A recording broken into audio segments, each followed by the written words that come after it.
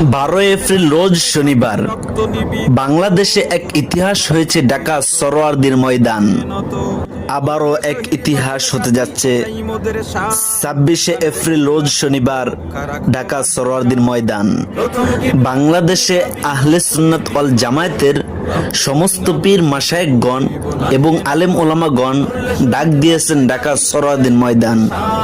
হে মুসলমান, তুমি ঘরে বসে থেকো না, আর ফিলিস্তিনের পক্ষে আমাদের প্রথম কিবলা মসজিদুল আকসাকে রক্ষা করতে জিহাদ করতে নেমে পড়ো ঢাকা সরোয়ার্দীর ময়দান।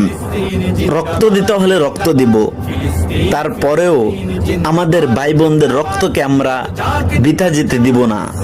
জীবন দিতে হলে জীবন দিব, তারপরেও আমাদের প্রথম কিবলা মসজিদুল আকসাকে আমরা ইহুদিদের হাতে তুলে দিব না।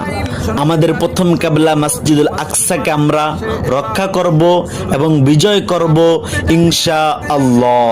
শহীদ হয় তারা প্রথম কিবলা করবে দখল, তাদের কি